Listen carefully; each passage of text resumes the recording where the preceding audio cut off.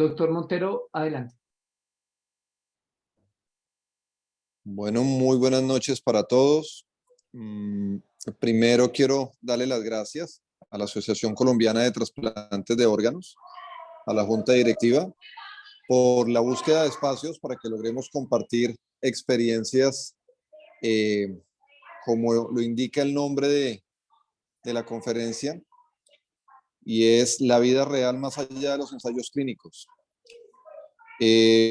Logramos, fue un poco difícil coordinar el espacio con una de las personas que desde nuestro punto de vista tiene gran experiencia en la patología del trasplante renal, como es la doctora Adriana Flores, quien trabaja en la Fundación Santa Fe de Bogotá. Adriana, muchas gracias.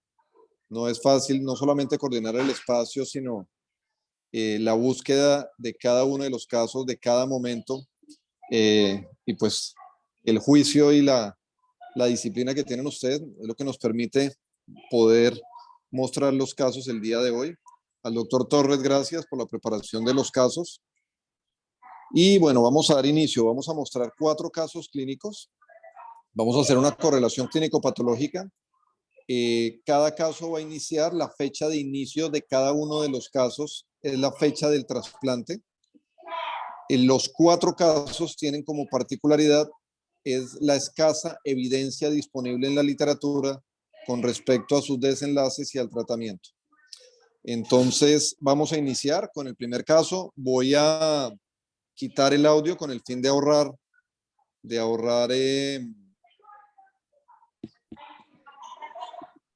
internet. Y doctora Adri, ¿tú me puedes ayudar y arrancamos? ¿Podemos compartir tu pantalla? Sí, un segundo.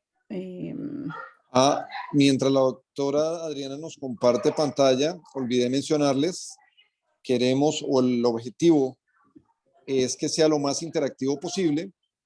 Vamos a publicar unas preguntas y vamos a dar un espacio de alrededor de 30 segundos a 1 minuto para que ustedes puedan responder. Son de elección múltiple y evaluamos entre todos los diferentes o las diferentes formas de abordar algunos problemas. Muy bien. Disculpa, Camilo, ¿están viendo la pantalla? Sí, yo la estoy viendo, Adri. Sí, Adriana, se ve. Ok, entonces arranquemos. Bueno, muy bien. El primer caso, entonces, inicia el día 17 de octubre del año 2013. Se trata de una mujer de 26 años de edad, quien tiene diagnóstico de insuficiencia renal crónica terminal y se encuentra en terapia de reemplazo renal en diálisis peritoneal. Por fortuna, en este caso tenemos etiología, ya que todos conocemos que es una de las grandes limitaciones que tenemos en trasplante, pero en este caso teníamos etiología y se trata de una púrpura de Genoa-Auction Line, diagnosticada 6 años atrás, recibiendo tratamientos refractarios y que la llevó a pérdida de la función renal. Basándonos en ¿qué sigue aquí? Esta es la biopsia, les quiero compartir la biopsia del mes de agosto del año 2010. Esta es la biopsia de los riñones nativos, en la cual confirmamos el diagnóstico histológico de una nefropatía por IgA con proliferación mesangial. Y pues básicamente quería ponerles el reporte para que tengamos claro que teníamos confirmado por biopsia la etiología o la causa de pérdida de función de los riñones nativos. Bien, esta paciente, repetimos, mujer, 26 años, se encontraba en diálisis peritoneal, y su madre, de 46 años,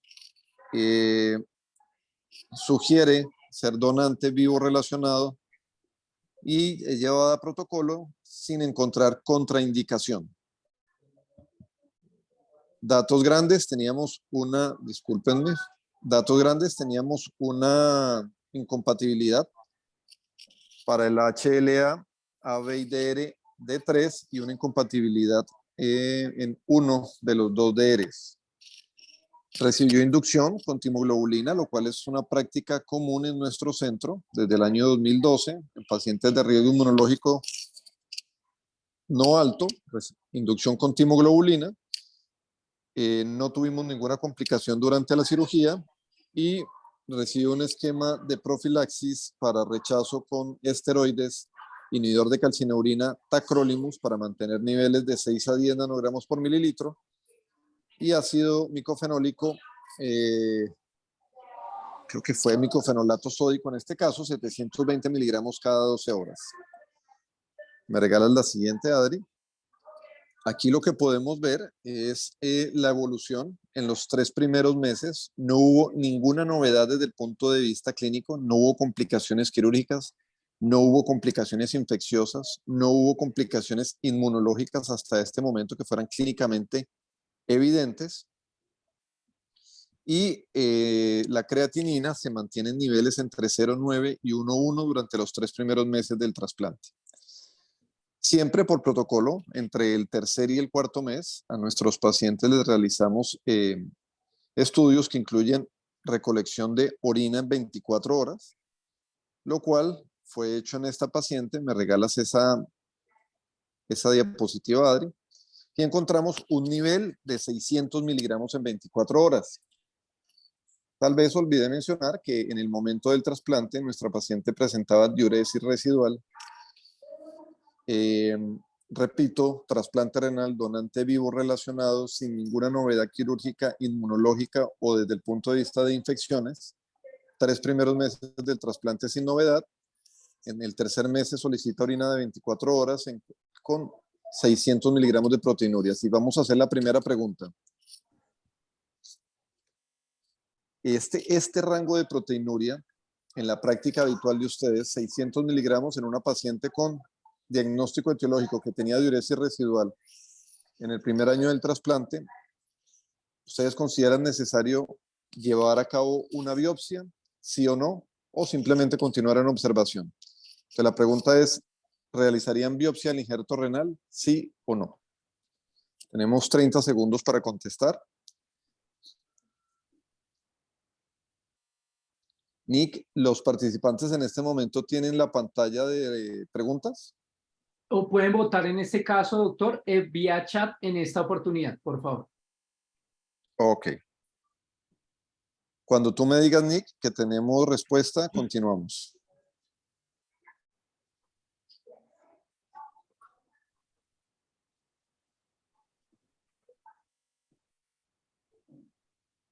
Les pedimos, por favor, a los participantes votar en el caso de esta pregunta vía chat, por favor.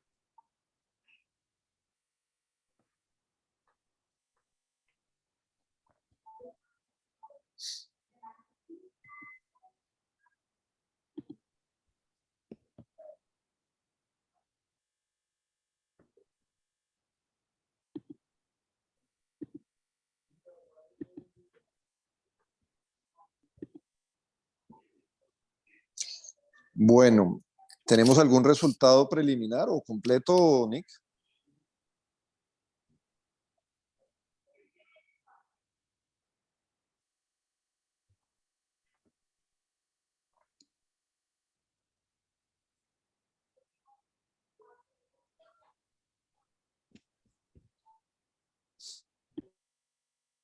Sí, doctor, efectivamente.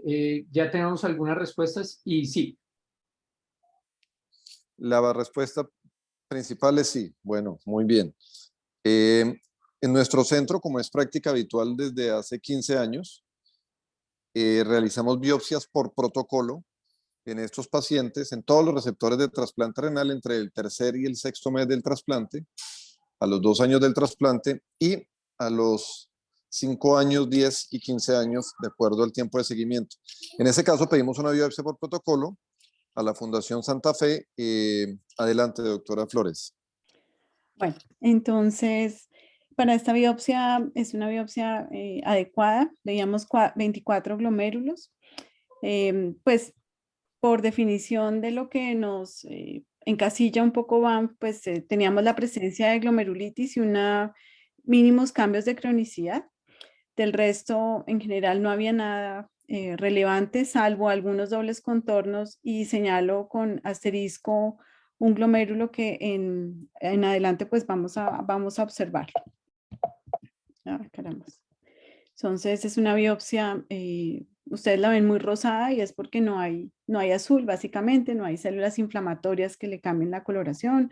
Los túbulos están muy, muy cerca los unos de los otros, hay representación vascular, pero hay un único glomérulo que ustedes ven acá, que vamos a ver en mayor aumento en otras imágenes, que tiene algunos cambios importantes. Del resto, los glomérulos en general están limpios, el componente túbulo intersticial está limpio, ustedes no ven inflamación ni en capilares, ni un daño tubular considerable. Esta me quedó un poco borrosa, pero era para mostrar más de lo mismo. Esta es una coloración de paz donde nuevamente se percibe un poco mejor el contraste para identificar túbulos de un aspecto normal sin otro tipo de lesiones. Tricrómico tampoco exhibe o destaca la presencia de un colágeno intersticial incrementado. Y volvemos a nuestro glomérulo. Entonces, si yo pasase un bisturí por, no sé, por acá, prácticamente esta porción inferior del glomérulo pasaría como inadvertida o normal, pero no ocurre con la porción apical de este glomérulo.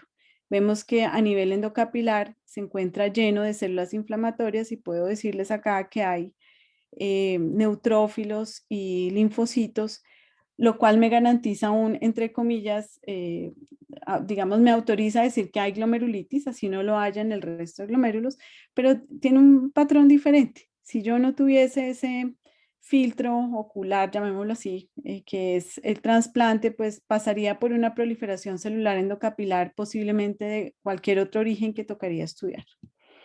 Entonces, a mayor aumento.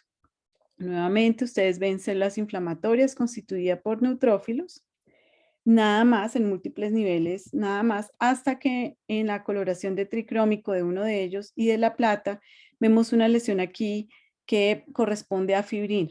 Si bien no vemos una clásica lesión necrotizante como nos gusta verlos en otras formas de vasculitis, es en los dos únicos cortes en donde este tipo de lesión aparece. Incluso este que ustedes ven aquí a la izquierda en el tricrómico ya es cuando se está acabando en parte el glomérulo y ya no vemos esa proliferación celular endocapilar que veíamos. Pero digamos que esto sí me explica que de pronto esté subyacente otro tipo de lesión distinta a la que, digamos, nos vemos un poco sesgados al pensar en trasplante. Entonces, nuevamente, la lesión con proliferación celular endocapilar, en donde hay algunos dobles contornos. Esto nos garantiza que si lo vemos en la microscopía de luz, podemos colocar, de acuerdo a Banff, una glomerulopatía del trasplante, llamémoslo así, pero esto da una sensación que es una lesión de tipo diferente. El estudio de inmunofluorescencia no lo tengo disponible, pero el resultado del estudio mostraba una intensidad muy marcada para la inmunoglobulina A y para C3, con una baja intensidad para IgG y el resto era negativo, incluyendo la presencia de C4-adenos capilares peritubulares. A nivel de la ultraestructura, aparte de depósitos a nivel mesangial, electrondensos y un poquito de expansión, no hay otros hallazgos relevantes. En este caso, se dejó para esta fecha que estábamos bajo la clasificación de Banff del 2013, sin evidencia de rechazo celular con un C4 de negativo, es decir, nada nos orientaba ni a un componente celular ni humoral, y una nefropatía por IgA con una lesión segmentaria necrotizante en un solo glomérulo. Entonces, recordemos que es una paciente trasplantada que está bajo inmunosupresión o cierto esquema de inmunosupresión y que aún así tiene algunas lesiones que por fortuna son pocas, pero denotan que tiene un componente agresivo de una IgA.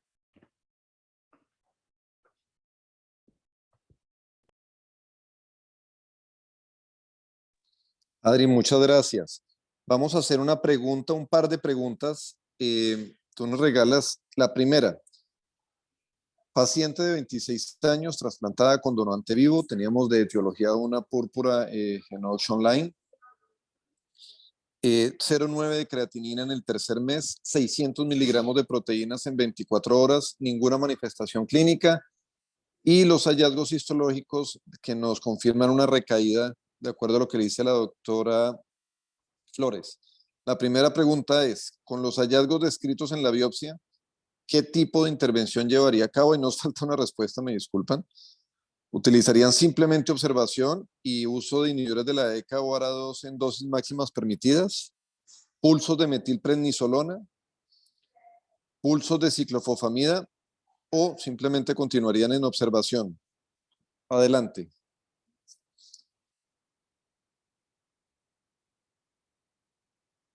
Invitarlos a votar. Ya creo que se están viendo las tendencias, doctor Montero.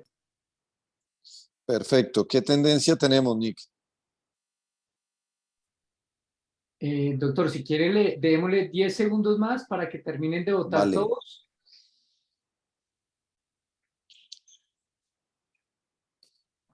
Muy bien, doctor. Vamos a terminarla. Ya, bueno, ya creo que ya están empezando a votar más. Vamos a darle 5 segundos más. La cerramos y compartimos los resultados. Bien. Ya vamos a compartir los resultados, doctor. Ahí tienen los resultados en la pantalla. Perfecto. Entonces, 6 de cada 10 personas de las que participan, solamente IECA o ARA2, 13% metilprednisolona y 25% ciclofosfamida. Bien, ya les cuento qué decisión tomó nuestro grupo. Repito, ninguna de las decisiones que estamos aquí definiendo tiene una evidencia clara en la literatura. Es decir, y quiero ser enfático en esto, no hay respuesta inadecuada. Y la segunda pregunta con respecto a este caso, en este momento, es si llevarían a cabo algún cambio en la inmunosupresión. La siguiente diapositiva, Adri. Perdóname. Entonces, en este caso y en este momento, ¿retirarían los esteroides? ¿Iniciarían un inhibidor de mTOR? ¿Iniciarían un inhibidor de la coestimulación? Específicamente hablamos de Belatacept, ¿o no harían ningún cambio? Entonces, 30 segundos para contestar.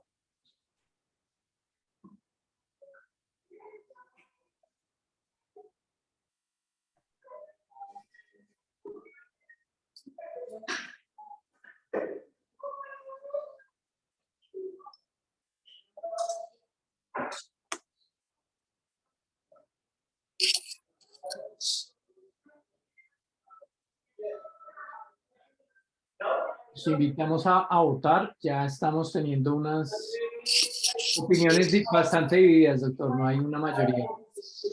Bien, bien, mejor. 5 segundos, cerramos la votación. Listo, doctor, compartimos resultados. Bien, wow, sí. Claro que la gran mayoría no haría ningún cambio. Perfecto. ¿Me regalas la siguiente diapositiva, Adri? Bueno, en nuestro grupo tomamos la decisión de que se trata de una enfermedad con un comportamiento muy agresivo en una paciente muy joven que fue refractaria a todos los tratamientos con la enfermedad en sus riñones nativos. Nos encontramos en un periodo muy temprano del trasplante, como lo mencionó la doctora Flores, muy pocos signos de cronicidad, algunos signos de actividad vascular endotelial, y tomamos la decisión de emplear pulsos de metilprednisolona. ¿Por qué lo hicimos? Por lo que les cuento. ¿Y por qué no hicimos pulsos de ciclofosfamida?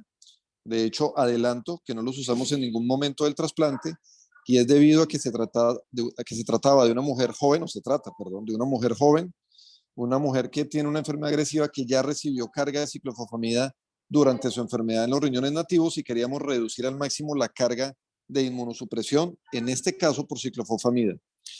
Por un lado. Segundo, decidimos no hacer ningún cambio en la inmunosupresión, continuamos con tacrolimus, micofenolato y esteroides, y queríamos evaluar el comportamiento en este caso. Y como se dan cuenta, esta paciente recibe metilprednisolona, sigue con tacrolimus, micofenolato y esteroides de mantenimiento, pero se comienza a ver un aumento rápidamente progresivo en los niveles de proteinuria en orina en 24 horas, llegando a 2 gramos. Vale la pena decir que en esta paciente estábamos con inhibidores de la ECA, la dosis máxima tolerada. En ese momento no teníamos, de hecho, hoy en día aún no tenemos evidencia en trasplante renal con respecto a la eficacia del uso de inhibidores SGLT2. Entonces no los tenía, solamente IEC, por eso no vamos a hablar de otro mecanismo en proteinuria en el injerto. Y tiene un curso clínico complicado. Esta paciente, si se dan cuenta, entonces se eleva la proteinuria, nunca logramos, aunque no estaba en niveles en rango nefrótico, si era una proteinuria significativa. Podemos poner la siguiente, Adri.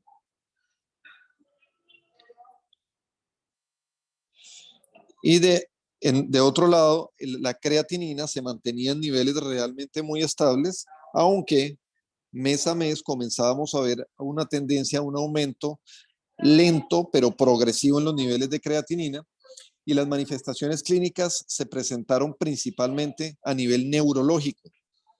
Esta paciente presenta episodios de crisis epilépticas tónico-clónicas generalizadas, posteriores episodios parciales dados por caricaturas, requieren medicación para controlarla, motivo por el cual estamos ante una vasculitis con compromiso en sistema nervioso central, que está inmunosuprimida, que recibió pulsos de esteroides, y se toma la decisión, de acuerdo a reportes, de nuevo no hay evidencia conclusiva, reportes en literatura, de realizar plasmaféresis. Debido a que la proteinuria se mantiene y comenzamos a mirar o encontrar una tendencia a una elevación en la creatinina, se toma nuevamente biopsia, que corresponde a la biopsia por protocolo del segundo año, y se lleva a cabo en diciembre del 2015. Doctora Flores, adelante. Entonces, esta biopsia no fue, digamos, satisfactoria desde el punto de vista de criterios establecidos por BAMF, pero eso no quiere decir que no nos pueda arrojar información que sea relevante para el curso de la paciente, de la enfermedad de la paciente. Entonces, nuevamente aquí, por criterios de BAMF, vemos una glomerulitis, pues podemos ponerle cualquier número realmente porque son 3 glomérulos. Pero lo interesante es que también tiene ese mismo tipo de lesión, que era alguna remodelación, entre comillas, que afecta por lo menos a alguno de los glomérulos, y tiene o se acompaña de cariorrexis y ruptura de la cápsula de Bowman. Entonces, en vez de hablar, mejor mostremos la lesión. Entonces, el mayor componente corresponde a médula. Vemos vasos que con las diferentes coloraciones tienen proliferación intimal. El infiltrado inflamatorio que se encuentra presente, digamos, no es disperso en la biopsia, sino es localizado. Aquí hay algo que lo veremos más adelante a mayor aumento. Y vemos lesiones en estos 3 glomérulos como esta, que habla un poco más y que muestra una lesión segmentaria con sinequia, con también proliferación celular endocapilar, y aquí ya una lesión un poco más vieja. De acuerdo a esos nuevos criterios histológicos que hacen comparación entre la IgA o lupus, digámoslo así, ya está redefinido mejor lo que es una proliferación extracapilar. Entonces, nuevamente, tenemos una lesión proliferativa bajo la cápsula en este caso. Ya no tiene casi células, entonces podemos llamarla fibrosa. Y si nos vamos a poner el filtro de una proliferación oculomental de una proliferación extracapilar, esto ya no está activo. Sin embargo, esta lesión subyacente aquí sigue o persiste activa y tiene todavía un buen componente de células.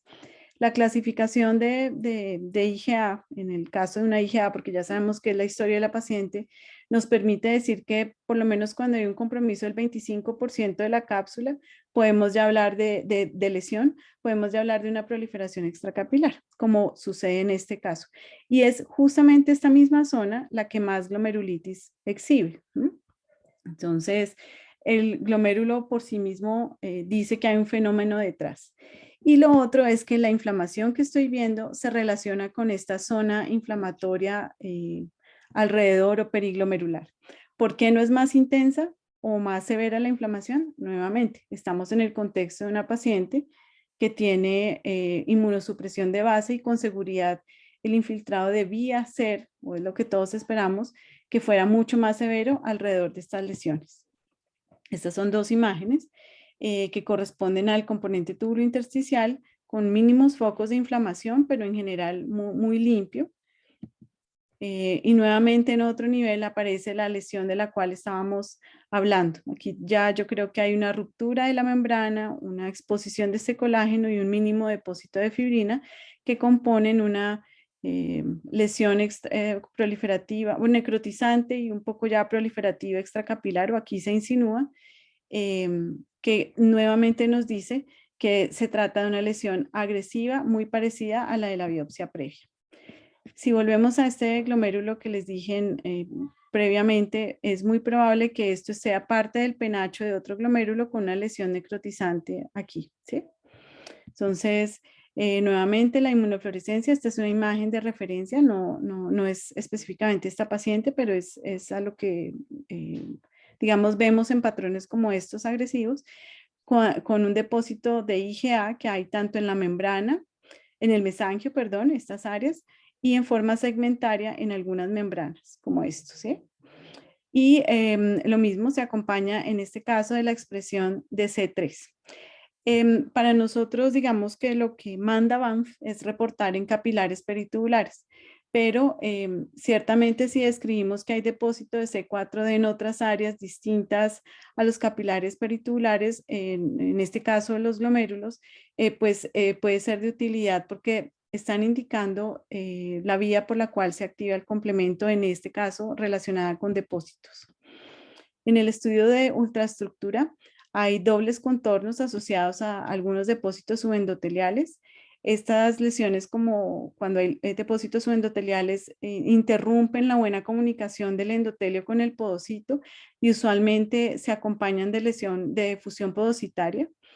En este caso, pues focal o donde está acompañado de más depósitos subendoteliales, es donde más fusión puede haber. En otras pueden ser membranas absolutamente normales y sin fusión, y hay un poco más de proliferación celular a nivel mesangial. No hay remodelación de las membranas basales, no estamos pensando en que morfológicamente haya algo humoral. En este caso, la biopsia es insatisfactoria, pero definitivamente muestra una nefropatía mediada por complejos inmunes de un patrón membrano proliferativo, que con historia y pues el dominio de la IgA, pues es una IgA, eso es lo que tenemos escrito en las definiciones de IgA, y hay unos cambios de cronicidad leves. Estas lesiones se acompañan de lesión vascular y ya se observó que era moderada.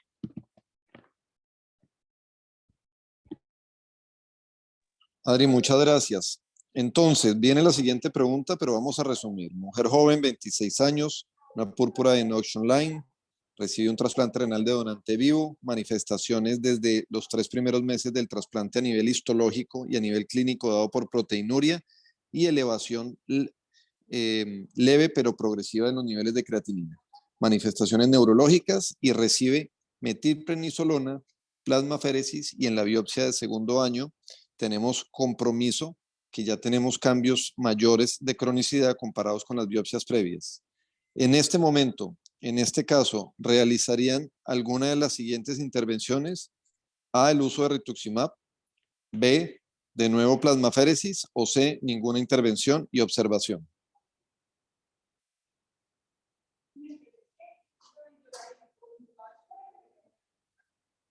Los invitamos a votar. Vamos a dar 20 segundos.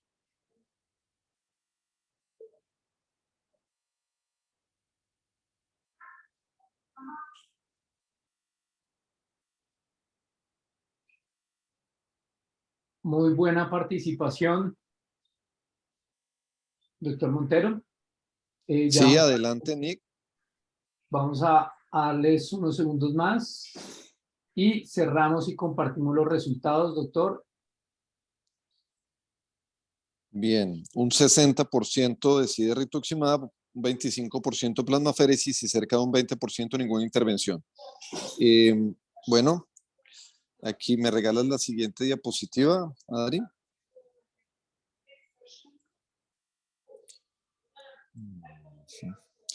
La siguiente. Bueno, nosotros tomamos una decisión similar a la que la gran mayoría respondieron.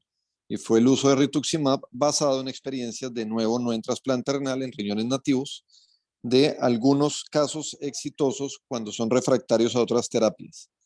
Entonces, nuestra paciente recibe rituximab, persiste la proteinuria y ya comienza a ver un aumento progresivo más marcado en los niveles de creatinina. Entramos a su tercer año de trasplante. ¿Me regalas la siguiente?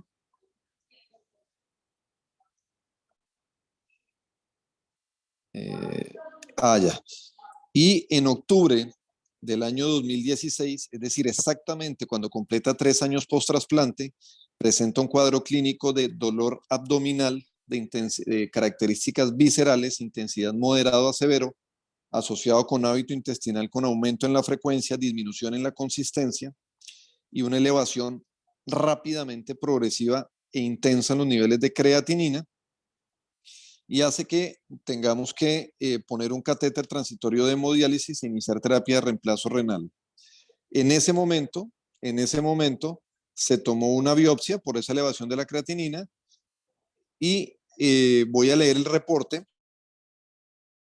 El reporte nos habla de una glomerulonefritis proliferativa extracapilar en el 70% de los glomérulos, compatible con recurrencia de nefropatía por IgA, con proliferación endocapilar y esclerosis segmentaria. Fibrosis y atrofia tubular en el 50% del área cortical, entre el 26 y 50% del área cortical. Tercer año del trasplante, paciente que ha recibido metilprednisolona, plasmaféresis, rituximab, venía con una carga alta de ciclofosfamida previo al trasplante. Y vamos a la siguiente pregunta. En este momento del trasplante, paciente que ya se encuentra en diálisis, ¿llevaría algún tipo de intervención con respecto a lo que estamos preguntando? Primero, ciclofosfamida y rituximab de nuevo. B, de nuevo un curso de plasmaféresis. C, la inhibición de complemento terminal con eculizumab. O de ninguna de las anteriores. 30 segundos para votar.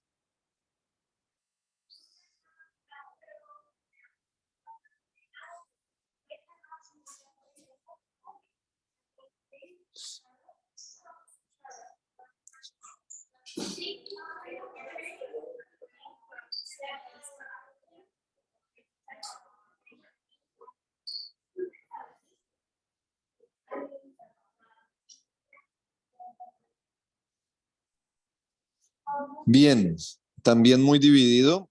Cerca de 3 de cada 10 no harían ninguna intervención. Cerca de 3 de cada 10 ciclofosfamida y rituximab.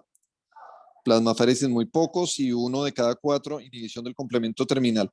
Antes de que pasemos la siguiente, no la vayamos a pasar todavía, Adri. Les cuento que aquí se nos presentó en este cuadro clínico de elevación de la creatinina, necesidad de diálisis, dolor abdominal.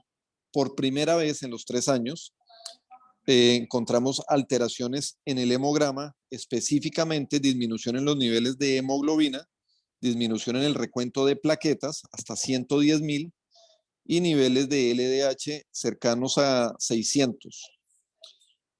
Debido a que se trataba de una IgA completamente confirmada con un comportamiento y un patrón muy agresivo sin respuesta a ningún tratamiento, pedimos un extendido de sangre periférica queriendo demostrar la presencia o descartarla de una microangiopatía trombótica, y los esquistocitos fueron positivos.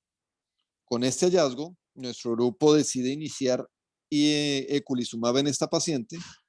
No hubo recuperación de la función renal, pero sí solicitamos pruebas genéticas. Regálame la siguiente, Adri. Y las pruebas genéticas nos confirman la presencia de una delesión entre los genes del factor relacionado con el factor H1 y 3. Recordemos que esta delesión está asociada con síndrome hemolítico urémico atípico y específicamente está asociada con la presencia de anticuerpos contra el factor H, algo que desafortunadamente no logramos hacer en ese momento y no lo hemos logrado hacer casi que 10 años después, medir, pero tampoco hubieran cambiado nuestra conducta clínica debido a que la paciente recibió grandes cargas de inmunosupresión, entre ellas rituximab, pero confirmamos la presencia de un síndrome hemolítico urémico atípico junto con la púrpura de Enoch-Schönlein. La paciente pierde su riñón, pero ingresa nuevamente a lista de espera para donante cadavérico. Y me regalas la siguiente, Adri. Y regálame la siguiente. Logra, ya en este momento ya tenía 30 años, pero evidentemente la misma paciente, pero logramos encontrar en agosto 22 del 2017, regálame la siguiente, un donante cadavérico con 47 años de edad, con causa de muerte un evento cerebrovascular, tenía una incompatibilidad para el HLA, A, B y DR de 2, ninguna incompatibilidad para el DR. En el trasplante se logra un tiempo de isquemia de 12 horas, de nuevo recibe inducción con timoglobulina, no tenemos ninguna complicación y hay función inmediata del injerto renal. Algo que olvidé mencionar y ponerles allí es que decidimos, en este caso, inmunosupresión libre de inhibidores de calcinurina, a pesar de ser un segundo trasplante, a pesar de tratarse de alto riesgo, debido a el comportamiento agresivo sobre el endotelio, no solamente de la púrpura, no solamente del CHUA, que es evidente y que tiene factores disparadores, entre ellos la inmunosupresión, sino que fue demostrado en múltiples biopsias en el primer trasplante. Regálame la siguiente, Adri.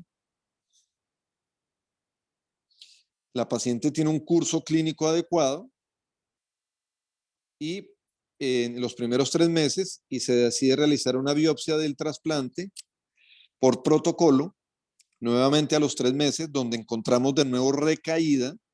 Este es el segundo trasplante, nefropatía por IgA, proliferación endocapilar y esclerosis segmentaria. El segundo trasplante renal teníamos que estar pendientes también, más aún con una inmunosupresión basada en belataceb y micofenolato, que no tuviéramos ningún componente humoral. Regálame la siguiente. Tiene un comportamiento clínico sin manifestaciones clínicas, una creatinina.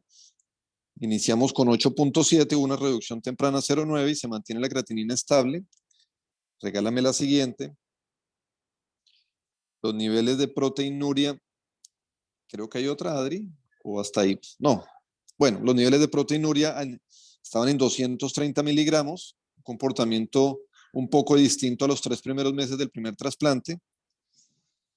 Si vamos ya a 2 años posteriores al trasplante, la paciente presenta de nuevo ausencia de manifestaciones clínicas 2 años después del segundo trasplante de donante cadavérico. Los niveles de creatinina y de tasa de filtración glomerular se mantienen en rangos normales. Miremos la siguiente. 2 años después no existe proteinuria, de nuevo diferente al primer desenlace. Y hacemos una biopsia por protocolo de nuevo al segundo año. Recordemos en qué momento estamos. Segundo trasplante renal, paciente con pérdida del primer injerto por recaída y un posible CHUA. Recibe el segundo trasplante de donante cadavérico, inmunosupresión libre de inhibidor de calcinurina, belataceb micofenolato, inhibición del complemento terminal con eculizumab desde el día 0 del trasplante, documentado por microangiopatía trombótica en el primer trasplante junto con una mutación genética asociada a este síndrome, y a los 2 años tenemos un desenlace clínico completamente diferente. Doctora Flores, adelante con la biopsia por protocolo del segundo año del segundo trasplante renal de nuestra paciente. Ok, entonces tenemos una biopsia adecuada en la cual básicamente no hay hallazgos relevantes, salvo focalmente una marginación en capilares peritubulares de tipo mononuclear, sin otros hallazgos relevantes, salvo unos focos de fibrosis y atrofia, pero están descritos para este momento como una cicatriz subcapsular. Entonces, digamos que la clasificación para ese momento nos permitía obviar esas zonas de cicatriz y después de las cicatrices sí podíamos evaluar, digamos, todo el componente de fibrosis y atrofia en lo que no era cicatrizal. Por eso le puse aquí un asterisco para llamar la atención. Entonces, miremos mejor la biopsia. Aquí hay tejido conectivo, esto es totalmente subcapsular, sin embargo, digamos que podría delimitar esta zona, pero un poco más allá, en lo que no es cicatrizal, aquí hay algo azul que ya veremos qué es, y en general el resto se encuentra muy limpio. Aquí a mayor aumento son túbulos juntos, no hay azulitos, o sea, no hay punticos azules que sugieran infiltrado inflamatorio, los glomérulos se ven bastante aceptables, tampoco se percibe inflamación dentro de ellos, todo pareciere andar mejorando o bastante bien. En esa zona que es post cicatrizal vemos que sí hay, esto está en Horsfall y se extravasa un poco, pero lejos de esta zona encontramos que aquí hay marginación, aquí hay unas filitas indias alrededor o que van en forma paralela a los túbulos, algunas, que me están planteando una lesión microvascular a nivel de los capilares peritubulares. Esta es la zona de cicatriz. Se amplía un poco más a medida que se profundizan los cortes. El resto sigue limpio, no hay cronicidad, es todo muy rojito. Es lo que esperaría aquí de fibrosis, esto es cerca de la cicatriz, pero en general digamos que no es mayor, no la hay, no hay fibrosis ni atrofia. Vemos glomérulos en general bastante normales, si acaso un poquito aquí de expansión mesangial, pero recordemos pues que ella ya manifiesta una IgA para este momento y empezamos a encontrar uno que otra discreta lesión. Digamos, no hay aquí una sinequia, pero ya hay una ruptura de la cápsula de Bowman. Entonces, esto ya empieza a alertarnos en que potencialmente habrá algún tipo de lesión que buscar y no se encontró más, pero no debería estar. Es inquietante. Digamos que no hay una definición que nos diga, si usted encuentra esto, póngale ojo a esto. No, esto es, hay que hablarlo. Mira, no lo puedo clasificar como nada, pero no es normal. Sabemos que tiene una IgA, no vaya y sea una proliferación extracapilar que no estemos viendo bien representada en los cortes, es mejor estar alerta. Se le hizo también C4D por inmuno, es negativa. El estudio de inmunofluorescencia no es sorpresivo que encontremos IgA y una gran expresión de C3. En la ultraestructura no es sorpresivo que encontremos depósitos densos, no hay prácticamente una fusión podocitaria importante y hay ocasionales dobles contornos. Entonces, segundo trasplante, ya hay dobles contornos, ya ustedes pues ya conocen, yo no lo conocía en ese momento, o nosotros no lo conocíamos, que tenía una mutación en relación al complemento y pues este hallazgo cobra algo más de importancia y no hay multilamelación en capilares peritubulares. Solo con los hallazgos histológicos se describe una cicatriz sin evidencia de rechazo, una nefropatía por IgA y hay patólogos cuyo comportamiento es clasificarla a pesar de que sea trasplante, pero realmente no hay un estudio que se valide ese tipo de lesiones en pacientes trasplantados hasta la fecha. Adri, muchas gracias. Entonces, en agosto del 2022, es decir, en este mes, la paciente completa 5 años de seguimiento en su segundo trasplante renal con un comportamiento clínico muy satisfactorio. No hay manifestaciones clínicas, neurológicas, cardiovasculares, gastrointestinales, ni a nivel renal. Creatinina normal sin proteinuria. Recuerden, completamos 5 años, siempre bajo inhibición del complemento terminal con eculizumab, siempre bajo un esquema de inmunosupresión sin inhibidores de calcineurina basado en Belatacept. ¿Me regalas la siguiente? Esta es para mostrarles que no hubo proteinuria el 5.º año del trasplante, un comportamiento absolutamente diferente al primer trasplante renal, y también logramos obtener, doctora Flores, imágenes de la biopsia por protocolo del 5.º año. Adelante. Esta biopsia es de hace unos días. En esta observamos 33 glomérulos, 2 con esclerosis global y 2 con segmentaria. Sabemos que es más probable encontrar estas lesiones segmentarias muy larvadas, muy, digamos, posiblemente más cicatrizales por la IgA, porque digamos que está cocinándose la IgA en bajito y es más probable encontrarlas. Vamos a ver si esto es posible. Y encontramos en otros hallazgos lesiones de tipo proliferativas extracapilares y unas lesiones en músculo liso. Ya es mejor ver la biopsia. Entonces, de nuevo es una coloración de PAS. Ustedes ven que todos los túbulos están muy juntos, no hay cosas que me indiquen que hay atrofia o espacios entre los túbulos que me sugieran fibrosis. Aquí hay una representación de una pequeña arteria. Y aquí empezamos a ver una lesión que ya molesta, no hay mayor fibrosis, nada muy relevante. Hay aquí la esclerosis subintimal, que digamos es leve. Lo que pasa es que me disgusta porque ya con esta historia que hemos estado viendo hoy, pues ella tiene alguna condición endotelial, en este caso alteración del complemento, y pues el endotelio está presente en muchos vasos, ¿no? Y pues ya empezamos a ver algo de esclerosis, hay que pensar diferente, no que sea solo por su condición de trasplante, sino que pueda haber un evento adicional que nos pueda estar causando un daño endotelial. A nivel glomerular, ya vemos estas lesiones, como les dije, cocinándose en bajito, que sugieren ruptura de la cápsula, no acompañadas de inflamación porque está bajo inmunosupresión, pero es el mismo estilo de lesiones proliferativas, seguramente endocapilares acá, con ruptura, y en algún momento de la evolución tuvo que haber sido algo necrotizante, y aquí ya se ve ese aspecto cicatrizal. Este es otro glomérulo. Ustedes ven aquí la ruptura, mayor aumento. Y hay otro estilo de lesión interesante. Este es el polo vascular del glomérulo. Entonces, de aquí para acá estamos por fuera. Debemos ver las arteriolas. Aquí hay una y aquí está la otra. Y aquí vemos una vacuolización. Estas células aún están vivas, pero corresponde a vacuolización del músculo liso. En algunas es así sutil, en otras es muy prominente. Todo esto es una arteriola, pues ellas no son completamente rectas, son un poco convolutas, y vemos toda la vacuolización del músculo liso. Esta es otra arteriola con lesiones más discretas, y aquí en el tricrómico. Entonces vemos una lesión mucho más antigua porque vemos ya linosis, y en esta arteriola, honestamente no sé si es aferente o deferente, porque veo el mismo efecto acá, pero ya más crónico, pero vemos aquí la vacuolización del músculo liso. El estudio de inmunofluorescencia, esta es una imagen de referencia, no corresponde a la paciente. Nuevamente vemos IgA. Es llamativo que comparado con el resto de biopsias, la intensidad de C3, C3 está presente, pero su intensidad es mucho menor.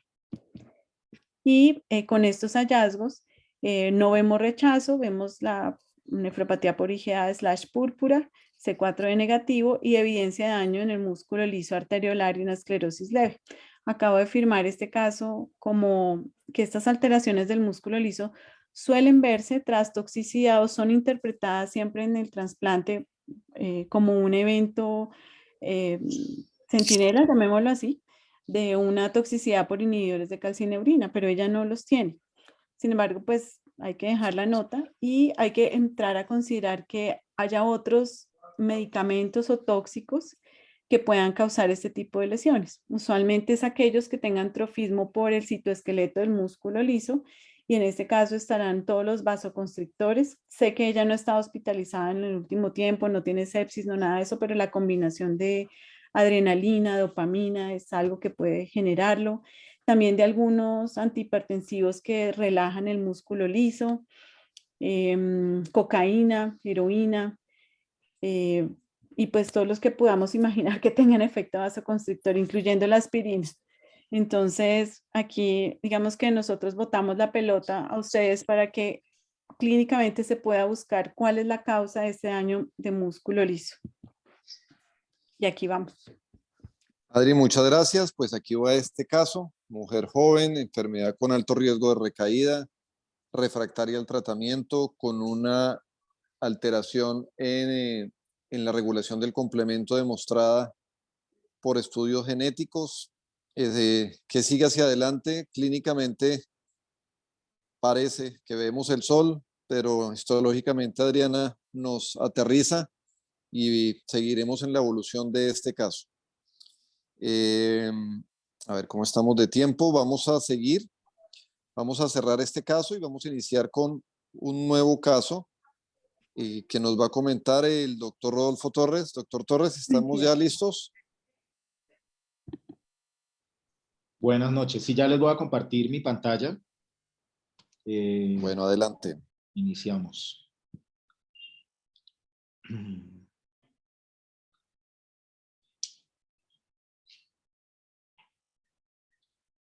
A ver, ¿dónde empieza? Aquí. ¿Ya están viendo mi pantalla? Sí, Rodolfo.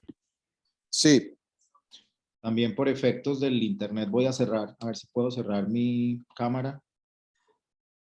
Detener video. ¿les parece a los participantes? Si alguno tiene alguna pregunta, Yo la creo vamos creo que escribiendo en habían el unas chat. manos levantadas, Ya había Camilo. una mano levantada. Sí. Ah, es que yo no tengo acceso a eso. ¿Quieren? Listo, si quieren, entonces, qué pena, doctor Torre, regáleme un par de Dale, minutos y dale. No, tratamos. perfecto. Sí, Nick, tenemos una mano levantada, me dice. O ya no. Va la doctora de Yanira.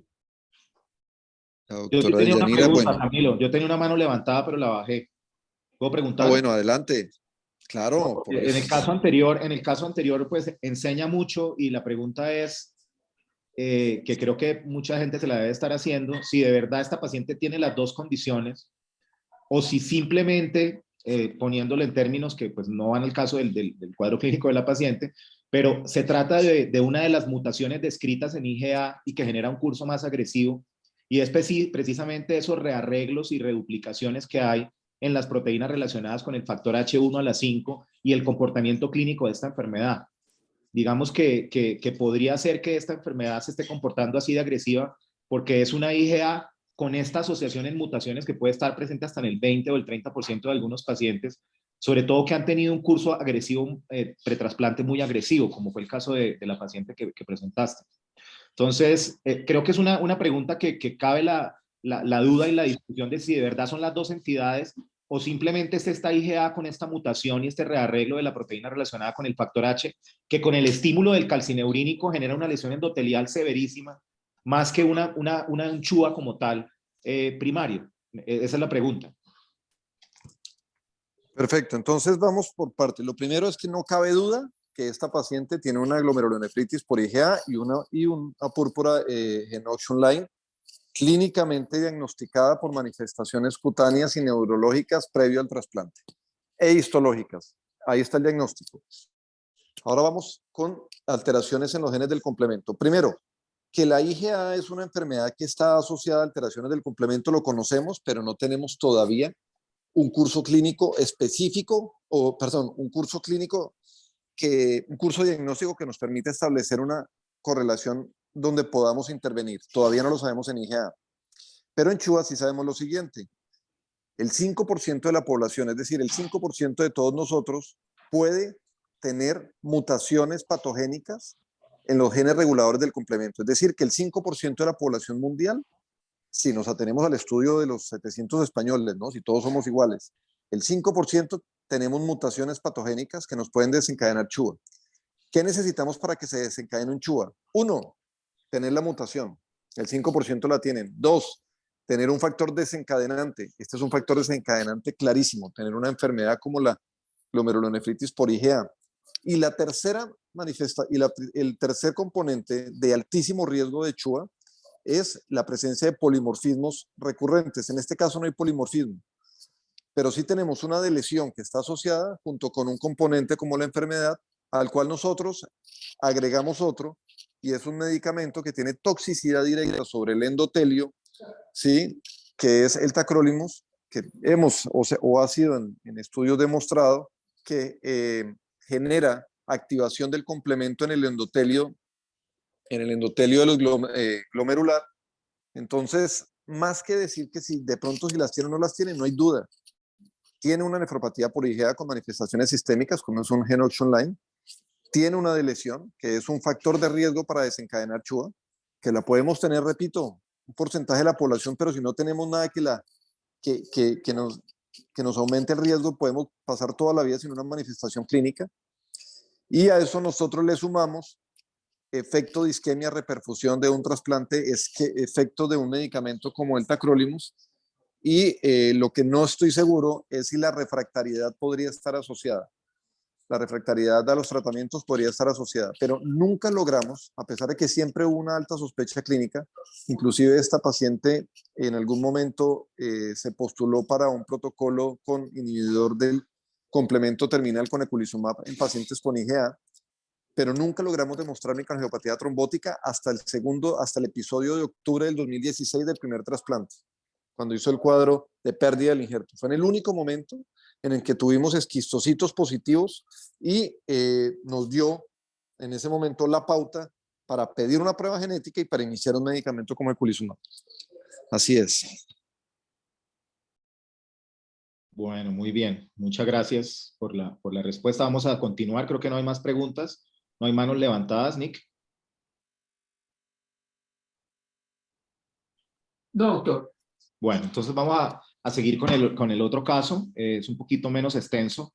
Es una paciente de 30 años, mujer, que tiene un antecedente de una enfermedad renal crónica estadio 5, que fue secundaria a una nefritis lúpica que fue documentada por biopsia en su momento y que estaba en hemodiálisis desde el 2010. Había recibido en el momento del diagnóstico, que fue 4 años antes de entrar a diálisis, una terapia de inducción de la remisión de la nefritis lúpica con el esquema NIH, con ciclophosphamida esteroides, durante 6 meses y posteriormente mantenimiento durante 24 meses con micofenolato. La paciente finalmente presentó un curso de deterioro progresivo de la función renal y entra a diálisis. Y es llevada a un trasplante renal de donante vivo relacionado 3 años después de estar en terapia dialítica en agosto del 2013. El donante es el hermano de 33 años y pues con una compatibilidad genética muy buena, mismatch de 2.0 y con un estatus de riesgo intermedio para citomegalovirus, de receptora IgG y donante IgG, y un estatus de Epstein-Barr, donante IgG positivo, receptor IgG positivo. En ese momento, pues nuestro protocolo de inducción ya estaba con timoglobulina en 2 dosis, dosis bajas de timoglobulina en pacientes de riesgo estándar, 1.5 por kilogramo de peso por 2 dosis, y la paciente se mantuvo o inició en un esquema de mantenimiento con tacrolimus, micofenolato mofetil, esteroide. La paciente evolucionó, como vamos a ver ahora, desde el punto de vista de la función renal, como suelen evolucionar los pacientes con un trasplante renal de donante vivo relacionado, y es con una función inmediata del injerto renal, con una función renal ideal al primer mes del trasplante, y que es llevada por nuestro protocolo institucional, como dijo ahora el doctor Montero, a una biopsia renal de protocolo del tercer mes que fue completamente normal. No había ningún fenómeno inflamatorio, ni ningún fenómeno de toxicidad por calcineurínicos, ni ningún fenómeno que hablara de recurrencia, que es muy rara, además de la nefritis lúpica de forma temprana. Y en ese momento, pues, así se encontraba la paciente. No sé por qué no pasa, ya miramos. Esta es la primera pregunta, Nick, para la votación, para los asistentes. Y es que teniendo en cuenta la paciente, una paciente joven de 30 años, con una condición de autoinmunidad previa, que había tenido un esquema de inmunosupresión muy fuerte antes del trasplante, si en ese momento con esa biopsia de protocolo, que era normal y que no mostraba nada raro, con este estatus de riesgo para CMV y para Epstein-Barr, hubieran hecho algún cambio en la inmunosupresión. La dejarían igual, es la primera opción. Reducirían la dosis del esquema, perdón, salgo aquí porque, perdón, ¿qué se pasó? Es que no puedo, ya. Cerrar un momento. Ah, pasó acá. Ya. La siguiente opción es reducir la dosis del esquema basal, simplemente continuar con el tacro en niveles de 5 a 10 como lo manejamos nosotros, reducir tacro y reducir micofenolato, o cambiar a un esquema en ese momento basado en inhibidores mTOR, suspendiendo el inhibidor de calcineurina. Esas serían como las opciones. La dejarían igual, reducirían inmunosupresión de base o cambiarían un esquema basado en inhibidor mTOR. No sé las respuestas, Nick, si las tenemos, que no las puedo ver. Doctor, vamos a dar unos segundos más y ya Bueno. las compartimos, ya la va a poder ver, doctor.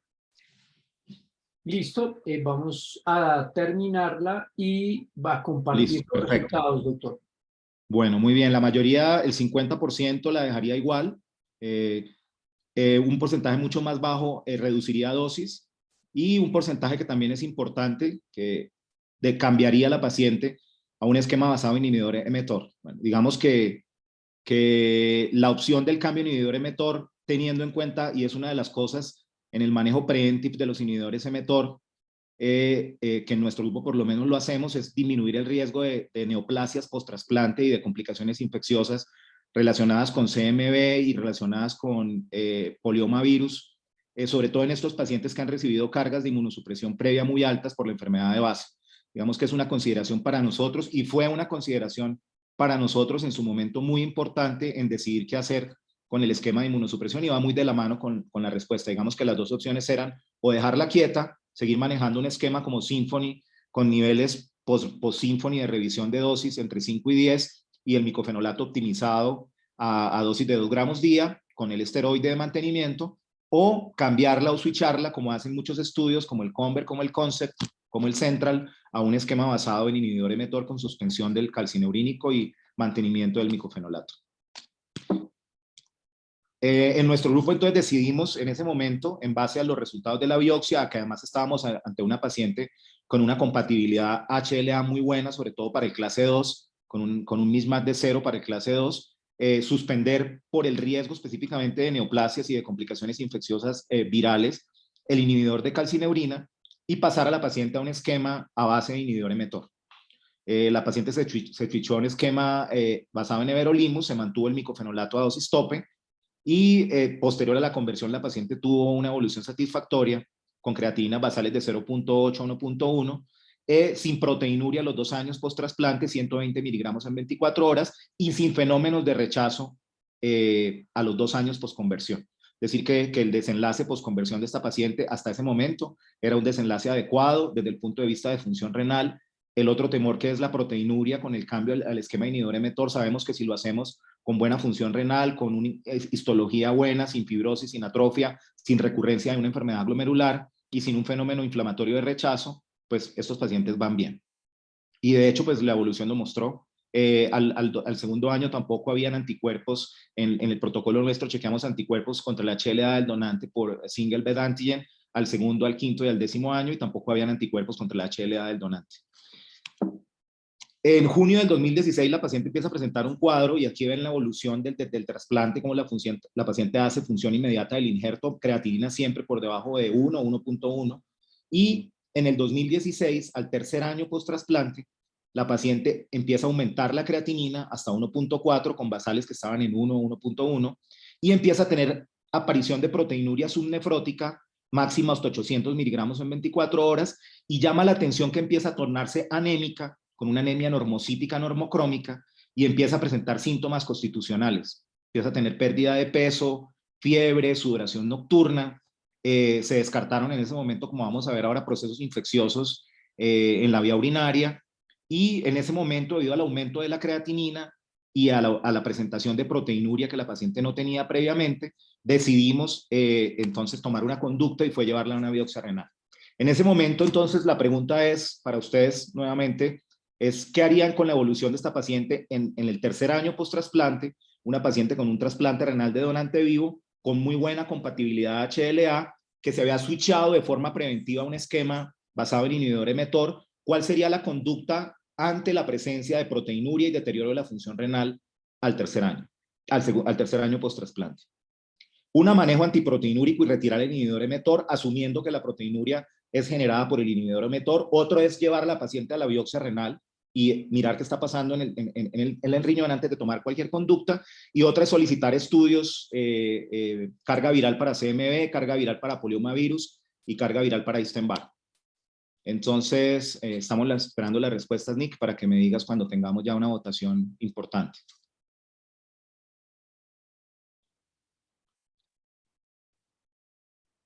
Vamos con una muy buena votación, doctor, unos segundos más y ya compartimos los resultados. 3, 2, 1. Perfecto, doctor, ahí tiene el resultado de la votación. Muy bien, excelente la respuesta. Digamos que es la respuesta que todo clínico que sigue un paciente trasplantado tomaría y es, aunque la paciente está teniendo manifestaciones extrarrenales, sin duda, pues el cambio en la función renal y la proteinuria obliga a mirar qué está pasando en el injerto. Antes de asumir que estamos ante una proteinuria secundaria al inhibidor mTOR y retirar el mTOR y de pronto poner terapia antiproteinúrica y quedarnos quietos, sabemos que la posibilidad de que esta paciente haga proteinuria por el mTOR en la forma en que se switchó, ¿cierto? Que fue una forma preventiva, con una histología normal, con buena compatibilidad HLA, sin recurrencia de una glomerulopatía, sobre todo a nivel podocitario. Es poco probable que esta paciente haga proteinuria relacionada con el mTOR y los estudios de conversión que se hacen de forma preventiva tempranamente, todos lo demuestran. La incidencia de proteinuria no se incrementa de forma importante en los pacientes que se convierten a inhibidor mTOR bajo esta estrategia. O sea que asumir que es el mTOR y retirarlo y dejar quieto y no buscar qué está pasando en el injerto y simplemente retirarlo y dar terapia antiproteinúrica probablemente no es una conducta adecuada en base a la evidencia clínica. Yo diría que de la mano de solicitar la biopsia renal también uno puede ir solicitando otros parámetros que puedan explicar, otros exámenes que puedan explicar más que el compromiso renal, el compromiso sistémico que está teniendo la paciente. Nadie pidió una carga de CMV, ni de polioma, ni de Epstein-Barr, pero podría ser una posibilidad también solicitar y mirar qué está pasando con el compromiso hematológico, que es nuevo en una paciente que además, y esto es muy importante sobre todo para los residentes de nefrología, que hace anemia sin compromiso previo de la función renal. Es raro tener anemia en un paciente que además tiene una función renal buena, con una histología buena, que haga una anemia tan severa. Algo está pasando probablemente a nivel sistémico con esta paciente. Entonces podría ser también una opción ir pidiendo cosas a nivel sistémico, sobre todo infecciones que puedan explicar el cuadro de la paciente, pero digamos que la biopsia renal es la conducta ideal en este momento y es la conducta que tomamos también en nuestro grupo para mirar qué estaba pasando con el compromiso de la función renal y si tenía algo que ver ese compromiso de la función renal y la proteinuria con las manifestaciones sistémicas de la paciente. Les cuento, tomamos también una carga viral de CMV que fue negativa, una carga viral de Epstein-Barr virus que fue negativa y la carga de polioma que fue negativa y en ese momento teníamos, como les dije, un single bed antigen clase 1 y clase 2 negativos de segundo año. En este momento pues tomamos la biopsia y es la biopsia que nos va a comentar ahora la doctora Flores. Ok, es una biopsia adecuada que claramente tiene algunas cosas interesantes, como una esclerosis global en un glomérulo y una segmentaria en un glomérulo. Puede que no sea relevante, a veces sí, a veces no, depende como lo que haya. Ay, espérame, como lo que haya de base. Cuando hay proteinuria, pues el hecho de una esclerosis segmentaria cobra un poco más de relevancia. Sin embargo, lo más llamativo es un componente inflamatorio intersticial difuso con algo de tubulitis y algunos cambios glomerulares aparentemente en forma de una glomerulopatía crónica. Mejor veamos la biopsia. Entonces, siguiente. Entonces, a diferencia de todas las demás que hemos visto, esta no es rosada, es muy morada. Tiene muchas células inflamatorias de punta a punta y pues hay algunos glomérulos inmersos que aún sobreviven. Es de anotar que si bien sospechamos la presencia de algunas estructuras tubulares, básicamente no están. Sigamos. Entonces, todos estos espacios deberían estar llenos de túbulos y es algo que no está. Por el contrario, están reemplazados por la presencia de un infiltrado inflamatorio que tiende a ser muy monótono. Hay algunos plasmocitos, pero en general son núcleos homogéneos, pequeños, que distorsionan la arquitectura porque justamente se comen los túbulos, por decirlo de alguna manera, y de ahí que tengamos o nos veamos obligados a poner un puntaje de tubulitis. Pero es como si los túbulos cayeran en una arena movediza y de pronto se desaparecen y siendo reemplazados por todo el infiltrado inflamatorio. Hay una flecha azul que ustedes ven en la imagen inferior izquierda que señala, bueno, sí, señala la presencia de algunos plasmocitos y pues este es un componente maduro, digámoslo así, que es importante tener en cuenta. Sigamos.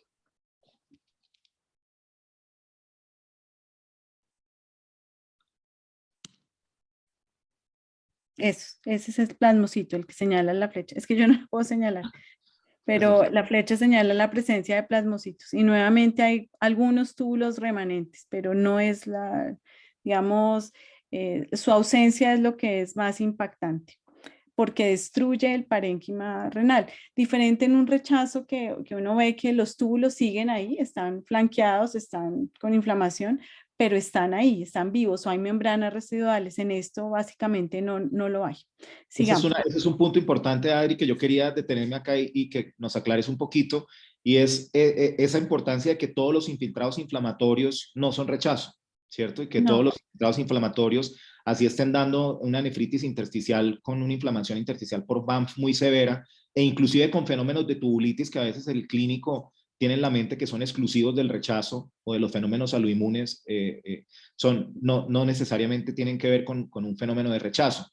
Y digamos que en los diferenciales y en las cosas que tú nos estás diciendo, ¿qué cosas nos podrían orientar más a un infiltrado inflamatorio no relacionado con rechazo?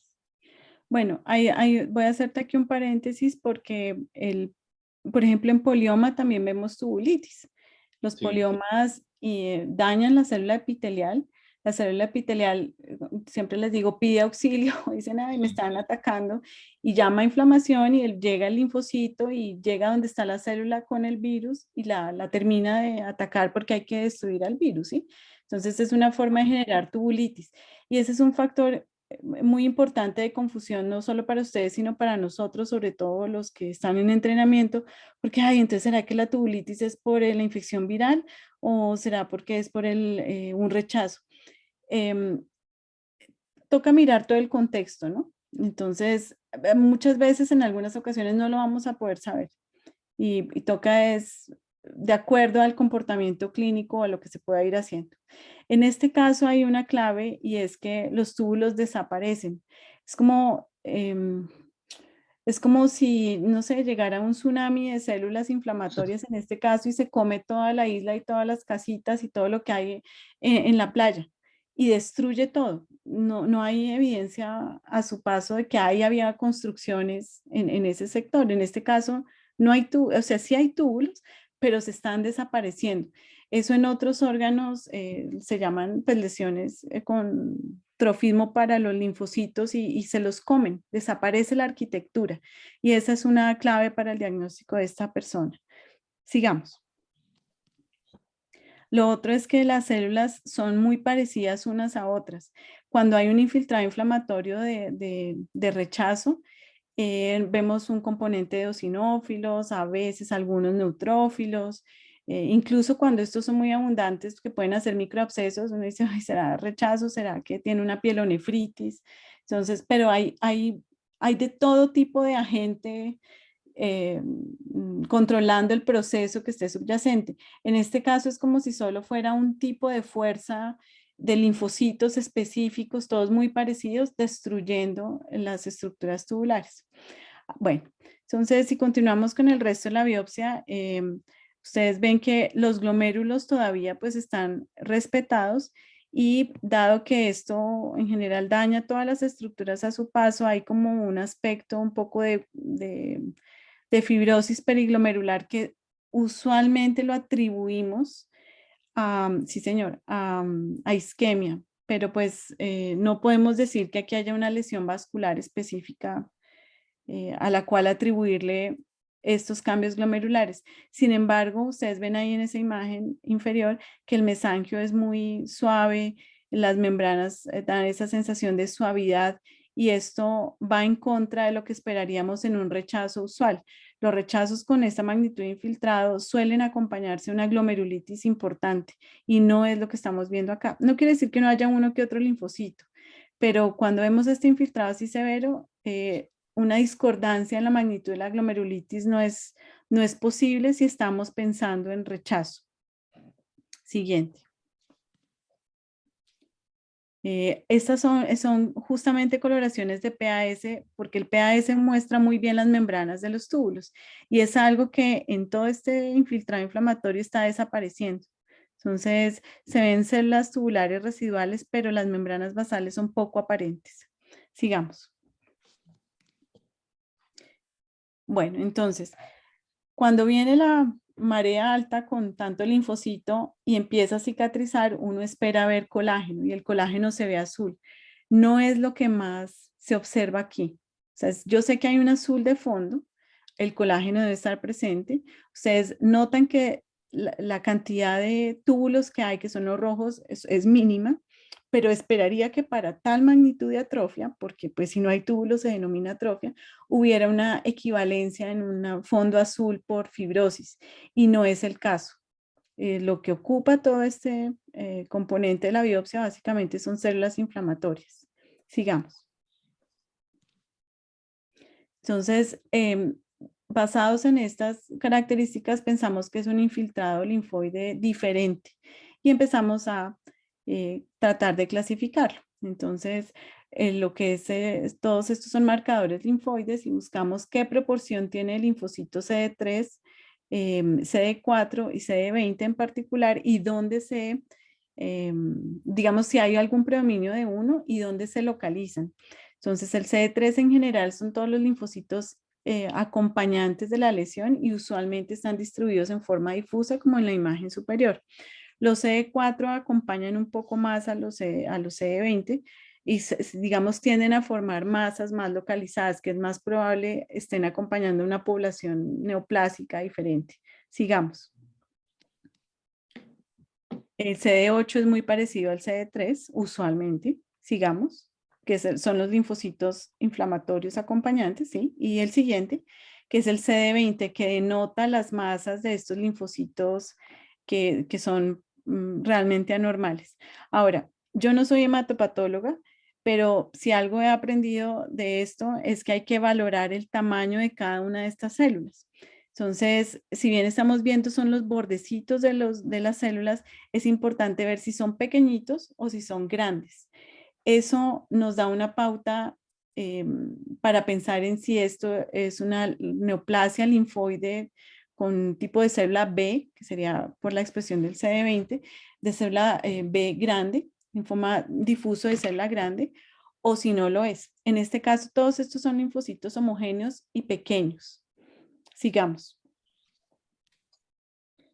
El Ki-67 es otro marcador en hemato muy importante porque de esas poblaciones anormales estamos midiendo de una forma indirecta qué tanto y en qué parte de esos acúmulos linfoides hay posible división celular. Entonces el Ki es un indicador de ciclo celular, no de mitosis. Cuando una célula entra en el ciclo celular, tiene 4 fases el ciclo, una de esas es entrar en mitosis. Entonces, por estadística, de cada 4 células, una debería estar en mitosis. Así yo no lo vea morfológicamente. Sin embargo, es un KI que es muy bajito en relación, son pocas células en relación a la gran cantidad que hay ahí y no se acumulan en esas bolas de linfocitos CD20 que ¿sí? Que estaban ahí. Entonces, no me está favoreciendo realmente una neoplasia, por lo menos agresiva, de linfocitos de población B. Sigamos. Entonces, el siguiente paso es, sí. El siguiente paso es determinar si este infiltrado linfoide atípico se asocia o no a la presencia de Epstein-Barr. Me disculpan que estas láminas son un poco viejas y les entró un poco de burbujas, entonces la foto no es la más linda, pero ustedes ven punticos azules que es donde hibridizó la proteína que se utiliza para esta prueba, es un FISH para la detección del Epstein-Barr y ahí está presente. Entonces vemos un infiltrado inflamatorio atípico con expresión de monótono de célula pequeña que se correlaciona con la presencia de Epstein-Barr. Sigamos. La inmunofluorescencia pues será de esperar, no hay nada glomerular ni nada en los capilares, es todo negativo, sigamos. Y en la electrónica pues no esperaba mayores sorpresas. Cuando describimos glomérulos, en este caso solo había uno que tiene retracción de membranas, son usualmente glomérulos como los que vimos en la imagen, están hipoperfundidos y las membranas retraídas suelen tener podocitos fusionados por la isquemia misma, se fusionan. Entonces no reflejan una podocitopatía. Sin embargo, si aún funcionan, la filtración a través de la membrana es anormal y con seguridad debe haber algún tipo de proteinuria, pero pues no es la proteinuria más intensa que sea detectable clínicamente. Sigamos. Entonces, con estos hallazgos se trata de un infiltrado linfoide de predominio B compatible con un, vamos a dejarlo, desorden linfoproliferativo post-trasplante de bajo grado. Sin embargo, estamos hablando del 2016 y si hay algo que ha evolucionado en la clasificación de neoplasias es la parte de hematopatología. Me atrevía en este momento a colocar la última, que es la del año pasado, y justamente evita ese término. Entonces, el término correcto al día de hoy debería ser un desorden linfoproliferativo polimórfico en pacientes con deficiencias inmunes o disregulación inmune. Ese es el término correcto para llamarlo hoy en día. Sigamos. Entonces quise traer aquí un breve resumen. Sigue, porfa. De lo que es esta clasificación actual. Y usualmente se trata de pacientes trasplantados con un estatus de Epstein-Barr que debe ser negativo. En este paciente era positivo. O sea, ya tenía exposición al Epstein-Barr, pero igual, pues le dio. Se trata de un infiltrado linfoide con diferenciación de células B, que pueden ser células grandes o pueden ser células pequeñas. Y en este caso se acompaña de plasmocitos. Entonces, todos se caracterizan por distorsión de la arquitectura y tiene que tener el Epstein-Barr presente. Entonces, ya lo que nos basamos es en la morfología para saber qué tipo de desorden es y ponerle un nombre diferente a pesar que esté asociado a un trasplante o a una disregulación inmune. Los términos linfoma polimórfico debe no usarse, ni el desorden linfoproliferativo post-trasplante, ni desorden linfoproliferativo PTLD-like polimórfico debe usarse. Eso ya no son términos apropiados. Sigamos. Entonces, hay varios tipos de desórdenes polimórficos. Los que son de célula pequeña que se parecen más a una mononucleosis, que podría de pronto ser el diagnóstico diferencial, y otros más agresivos, clínicamente más agresivos. Por ejemplo, aquel que se acompaña de úlceras mucocutáneas, sigamos. Los linfomas de bajo grado, que puede ser el diagnóstico diferencial, sin embargo, habría que hacerle algunos otros estudios y determinar la presencia de rearreglos de células T. Aparentemente no es la morfología. Entre esos entra En su momento, perdón Adri que te interrumpa, en su momento ustedes lo reportaron como un linfoma de célula B de bajo grado. Como un desorden linfoproliferativo Linfoproliferativo, de sí. células B. Bueno, Sí. exacto. De bajo grado. Justamente el que se parece a una mononucleosis o este linfoma de bajo grado de célula pequeña B serían los diagnósticos diferenciales de una lesión como estas, ¿sí?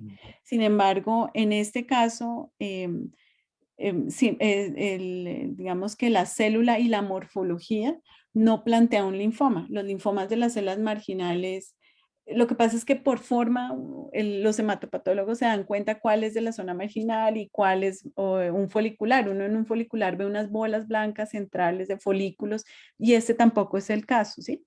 Entonces, pero siguen siendo en teoría de bajo grado.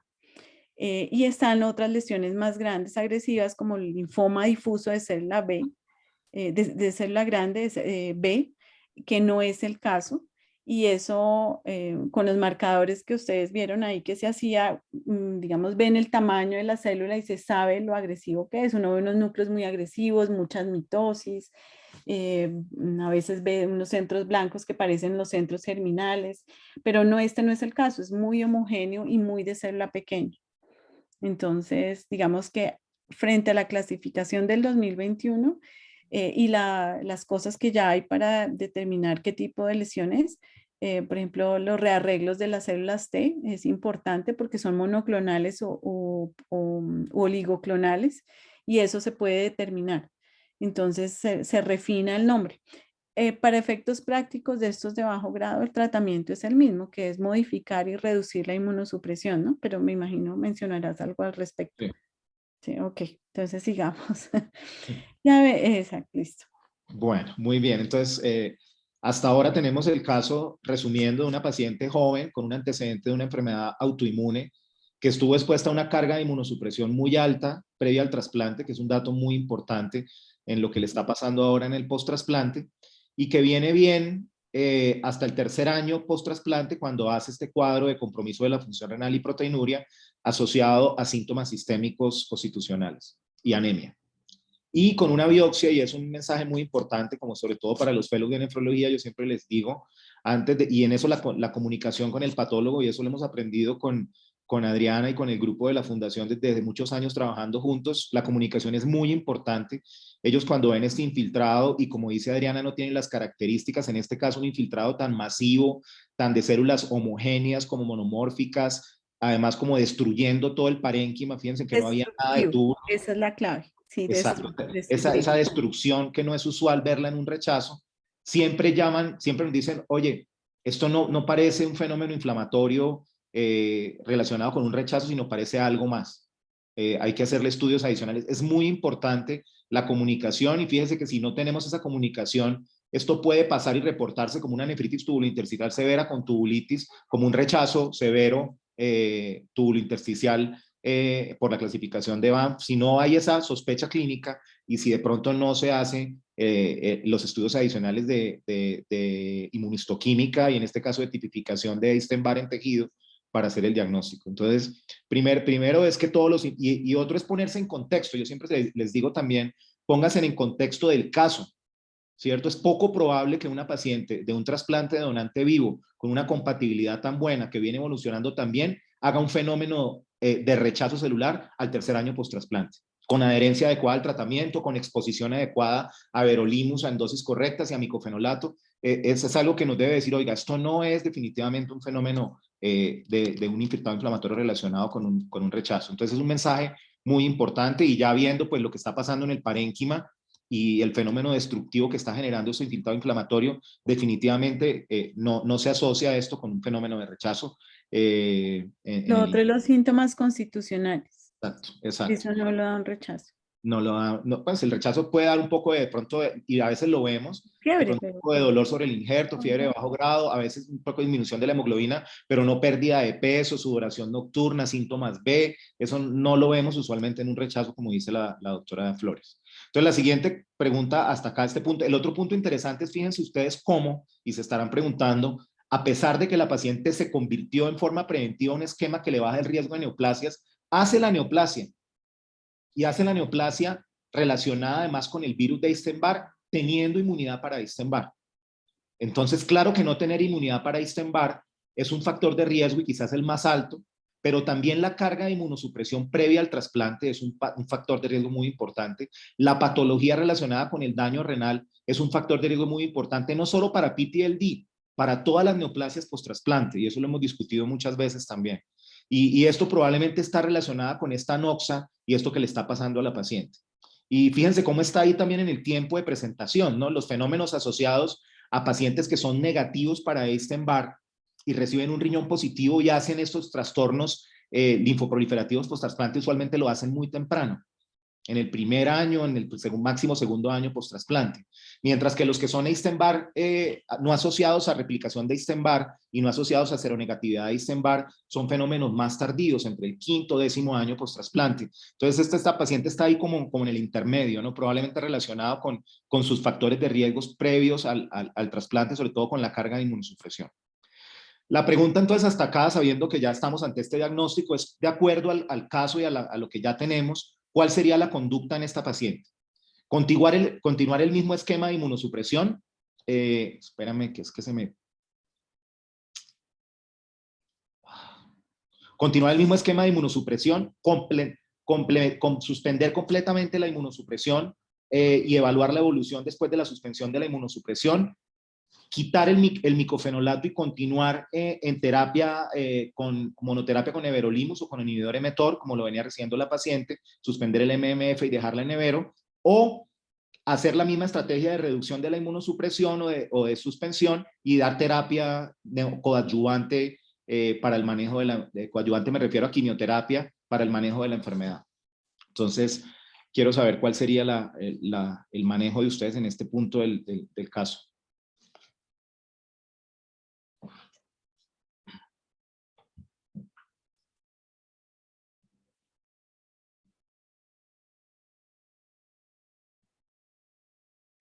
Mientras se responde, hay una cosa que recuerdo que en pacientes con lupus, yo no sé qué tipo de lupus, es decir, no sé cómo eran sus depósitos, etcétera, pero digamos en pacientes que tienen la tendencia a tener depósitos organizados, uno sabe que la organización es antinatural en las proteínas y creería que, o se dice que deben ser clonas, deben ser un componente oligoclonal en pacientes así.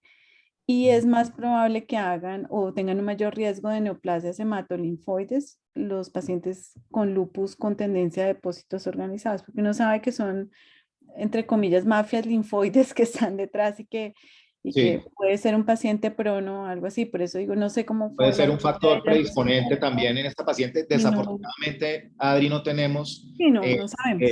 no sabemos, de repente llega con el diagnóstico a nuestro grupo ya con el diagnóstico de lupus, con el tratamiento previo, pero no conocemos exactamente cómo se comportó previo al Y, trasplante. y Pero sí no todo puede el ser un mundo factor de describe riesgo también relacionado.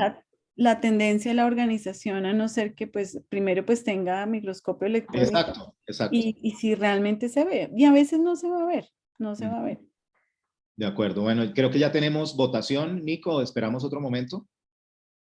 Sí, señor, ya está Listo. Bueno, definitivamente en este punto es clara que la respuesta, y aunque como estábamos hablando ahora, la evidencia en la literatura en estos casos, pues no es muy fuerte, pero en esta enfermedad sí se recomienda claramente una o reducción o suspensión de la inmunosupresión. Es claro que el paciente que hace este trastorno linfoproliferativo post-trasplante, disparado o no por el virus de Epstein-Barr en su génesis, tiene un estado de sobreinmunosupresión claramente de base.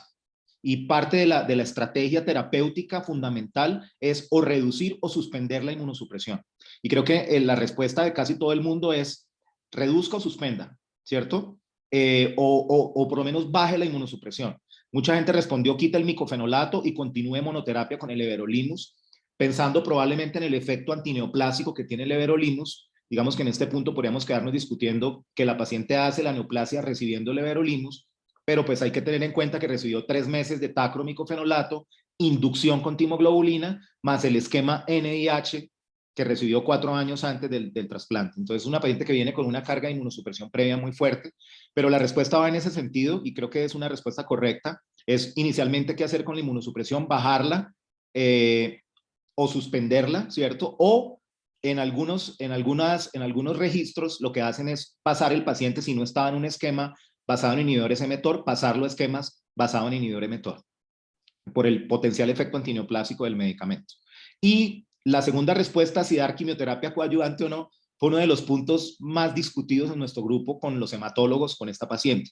Digamos que en base al diagnóstico, que yo creo que la doctora Flores ya nos lo dejó muy claro, y vamos a seguir acá, pues en ese momento se definió en base a la clasificación de ese momento como una enfermedad linfoproliferativa post-trasplante, como un linfoma de célula B de bajo grado asociado a EBER.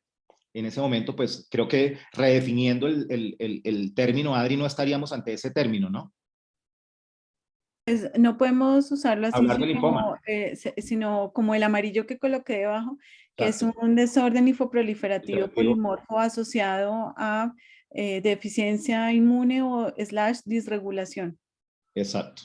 Bueno, ese es el otro tema interesante y es la historia natural de estas enfermedades, ¿no? Cómo terminan generándose en base sobre todo a la respuesta de Epstein-Barr como una respuesta inicial polimórfica, que no es monoclonal, ¿cierto? Que cómo termina o puede terminar volviéndose en su evolución, francamente, una neoplasia linfoide, ¿no? Eso es un tema también que pues aquí nos quedaríamos toda la noche discutiéndolo, pero es un punto también en la evolución natural de la enfermedad, qué pacientes progresan allá y qué pacientes se quedan solamente en los cambios que genera el virus de la irregulación inmunológica y del infiltrado inflamatorio a nivel intersticial. En ese momento, pues la discusión más grande con hematología es si hacíamos o no un tratamiento complementario o simplemente reducíamos la inmunosupresión. En ese momento se hicieron además estudios de extensión para buscar si el trastorno estaba limitado al injerto renal o si había compromiso extrarrenal. Se hizo un TAC de cuello, tórax y abdomen que fue negativo. Se hizo endoscopia y colonoscopia donde no se encontraron lesiones endoluminales. Se llevó a un estudio de médula ósea por hematología que no mostró compromiso medular y le hicimos también un PET scan que no mostró marcación para esta enfermedad en ninguna zona del cuerpo con el PET scan. Entonces, digamos que también pues quedamos en que era un trastorno muy limitado o limitado diagnosticado en el injerto. Ustedes saben que hay un porcentaje de pacientes con esta enfermedad que debutan con la patología que puede ser hasta del 30 o el 40% limitada al riñón trasplantado en el caso del paciente con trasplante renal. En ese momento, pues la conducta nuestra fue, ya vamos a ver aquí la curva, aquí lo que hicimos nosotros en su momento fue retirar efectivamente el micofenolato, dejamos al paciente en monoterapia con everolimus, y en ese momento, después de una discusión con hematología, en base a los marcadores que se encontraron en ese momento, creo que el KI67 estaban 60, marcaba no sé qué porcentaje, pero era un porcentaje elevado el KI67, y en base a los marcadores de inmunistoquímica sobre todo, y al comportamiento que estaba teniendo la paciente desde el punto de vista de su compromiso sistémico, la anemia, los síntomas asociados constitucionales, se decidió darle un tratamiento asociado con rituximab en monoterapia, no con un esquema de RCHOP, sino con rituximab. Se le dieron 4 dosis de rituximab, como es recomendado para linfoma de célula B, de 375 miligramos por metro cuadrado por 4 dosis. Ese fue el manejo que se le dio a la paciente. No tenemos las biopsias de seguimiento, pero hay una biopsia de seguimiento post, a las 12 semanas post reducción de la inmunosupresión y terminar las 4 dosis de rituximab, donde no se ve ya ningún tipo de infiltrado inflamatorio en el riñón trasplantado. Es una biopsia leída también por ustedes en la Fundación Santa Fe, y la evolución de la paciente es adecuada, resuelve su cuadro de anemia, mejora la función renal, la proteinuria que era subnefrótica negativiza, ¿cierto? Pero y la paciente continúa en monoterapia con everolimus de ahí en adelante en el seguimiento. Bueno, ese es el caso de la paciente. Desafortunadamente, todas las intervenciones que buscan mejorar, en este caso la neoplasia, y es algo que estamos tratando de demostrar en un trabajo que vamos a publicar dentro de poco, es qué pasa con esos pacientes con cáncer post-trasplante y los fenómenos aloinmunes posteriores a la reducción de la inmunosupresión para el tratamiento del cáncer. Entonces vamos a mirar qué pasa con los pacientes que hacen neoplasias y que les manejamos la neoplasia bajando la inmunosupresión con el comportamiento de los anticuerpos anti-HLA 2 y 5 años después de la remisión de la enfermedad. Y es algo que le termina pasando a esta paciente. Miren cómo suspendemos la inmunosupresión, dejamos monoterapia con everolimus, quitamos el micofenolato, y a pesar de que damos rituximab por 4 dosis para el tratamiento del linfoma, la paciente resuelve su enfermedad linfoproliferativa limitada al riñón, pero empieza a tener posteriormente un aumento de la creatinina de forma lenta y progresiva, con desarrollo de proteinuria hasta 2.6 gramos en 24 horas. Y empieza además a documentarse a nivel sérico, que no tenía previamente la paciente, el desarrollo de anticuerpos anti-HLA contra la clase 1 y contra la clase 2, principalmente contra el DQ y contra el DR. Entonces estamos ante una paciente que mejora de su trastorno linfoproliferativo, pero como consecuencia de la inmunosupresión, casi unos 4 o 5 años después de este fenómeno de reducción de la inmunosupresión, sale a un fenómeno de rechazo crónico mediado por anticuerpos con cambios de glomerulopatía del trasplante.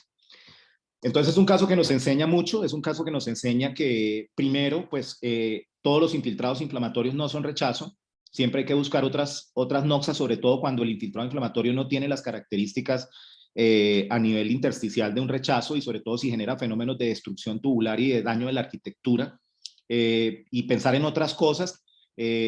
Cuando hay otros infiltrados inflamatorios, también no como el de esta paciente, pero cuando hay infiltrados inflamatorios en contextos que no son de riesgo de rechazo, como el de esta paciente, pensar en la nefropatía por reflujo, pensar en el poliomavirus, pensar en la nefritis tubulointersticial por medicamentos, antes de decidir tratar un fenómeno inflamatorio que puede no estar relacionado con un rechazo. Entonces ese es un mensaje muy importante en este caso. Y el otro mensaje es que en estos pacientes que tienen una carga de inmunosupresión previa, las estrategias de tratar de reducir inmunosupresión y de prevenir la neoplasia, ojalá detectando replicación temprana de Epstein-Barr, que es otra estrategia, sobre todo en los pacientes de alto riesgo, que son Epstein-Barr negativos y reciben un riñón positivo de un paciente positivo, pues son estrategias que se deberían implementar. Y el otro punto es que el asumir el manejo de la neoplasia siempre genera consecuencias en algunos pacientes, y es que bajar la inmunosupresión puede generar sin duda fenómenos posteriores de aloinmunidad sobre el injerto que cambien el pronóstico del riñón trasplantado. Esta paciente ya lleva 7 años de trasplante, ahorita pues está sin la neoplasia, pero con un fenómeno de rechazo crónico, con creatininas entre 2 y 2.3 y con proteinurias más o menos entre 2 y 2.5 gramos en 24 horas, y vamos para 7 años, o ya completó 7 años de un trasplante renal de donante vivo. Ese es el caso, no sé si hay preguntas, o si Adriana quiere decir algo más. No, ¿No? la doctora Joana tiene la mano levantada. Joana.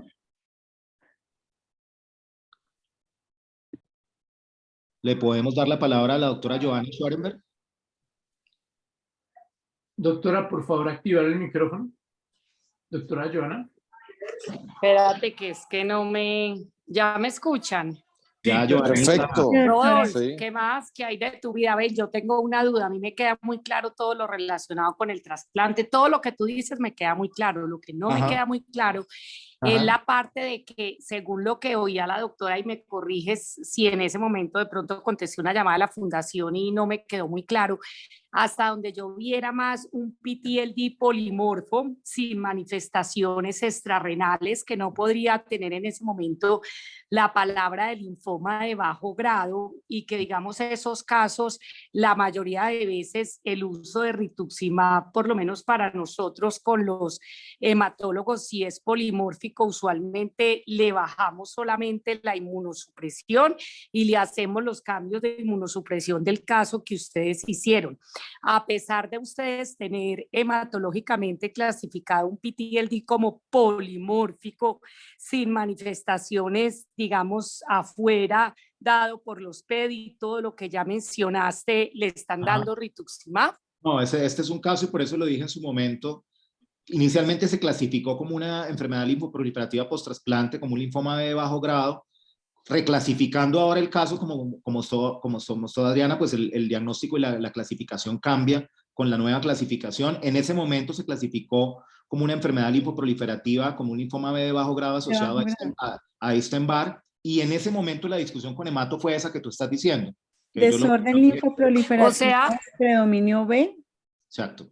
Ese fue el Desorden O sea, linfoproliferativo de Rodolfo, predominio B en el si 2018. en 2016. ese momento lo clasificáramos, digamos, no utilizáramos la palabra linfoma y fuera un PTLD polimórfico y que los resultados afuera todo fuera negativo, la estrategia le sería harían bajar suficiente. la inmunosupresión, que es Bajar lo o que por ejemplo suspender nosotros la hacemos. inmunosupresión. Ok, Exacto. listo. Sería Perfecto. bajar y suspender la inmunosupresión, seguimiento Ok, de esa estrategia, y si no hay perfecto. respuesta, pasar una terapia Listo. coadyuvante que puede ser Rituxi o Rituxi con Listo, ¿cierto? perfecto. Ok, Eso es lo que está listo, de recomendado hoy en acuerdo. día.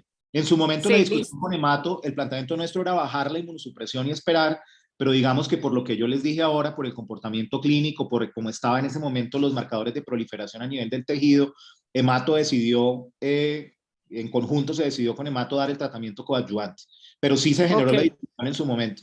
Digamos que hoy en día, que si sabemos que estamos ante un desorden polimórfico, probablemente la estrategia inicial más recomendada es bajar inmunosupresión y esperar 4 a 8 semanas y evaluar la respuesta, y si no hay Ok. respuesta, coadyuvar con quimioterapia. Gracias. De acuerdo. A ti, gracias. Bueno, no sé cómo vamos de tiempo, Camilo. Bueno, ¿alguna otra pregunta? ¿O no hay más preguntas humanas levantadas? Bueno, a ver, estamos... Sí, Adri, ¿vas a decir algo? Antes levantaron la mano. Que siguiéramos con el otro caso. Hay dos Bueno, no. manos levantadas, Camilo. Entonces, esperemos las manitos levantadas. Nick, ¿nos ayudas? El doctor Carlos David Centeno García levantó la mano. Doctor García, por favor, ya puede... Hacer uso de la palabra. Aló. Carlos Buenas David. noches. Carlos David, Hola, ¿cómo profe. estás?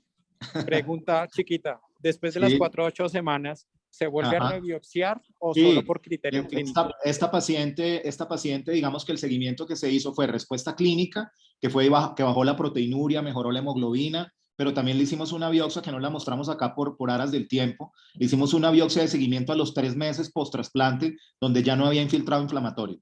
Se hizo un seguimiento histológico, y en el caso de la enfermedad limitada al riñón, pues el seguimiento y la respuesta debe ser con seguimiento histológico.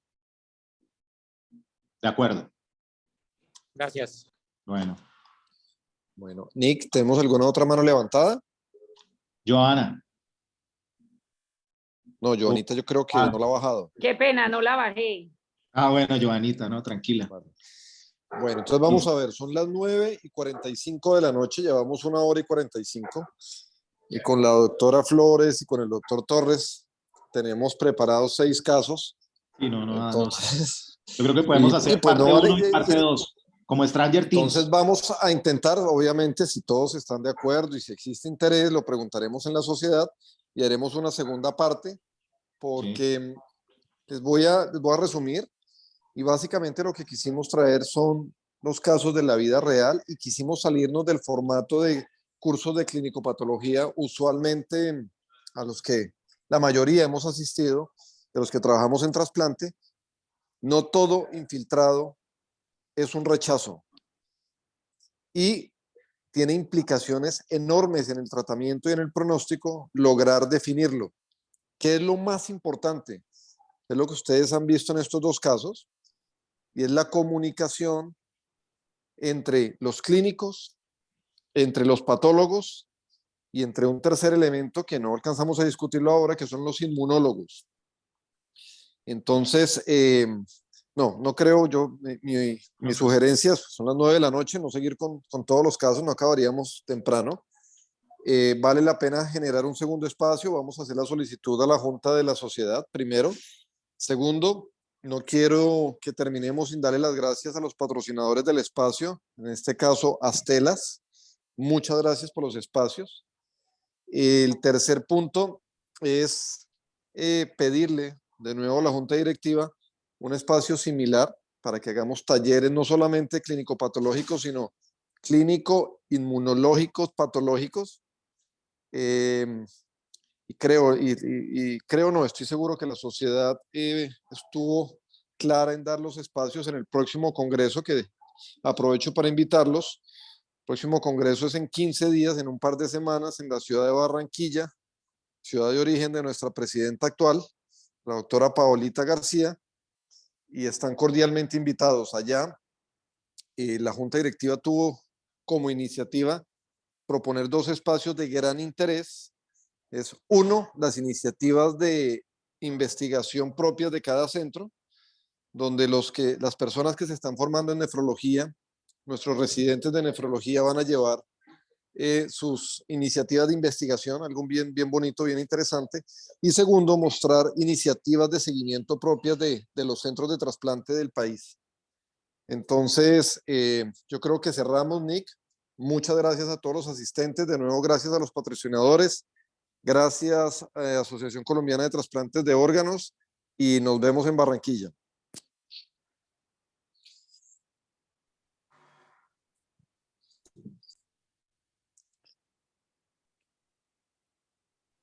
Bueno.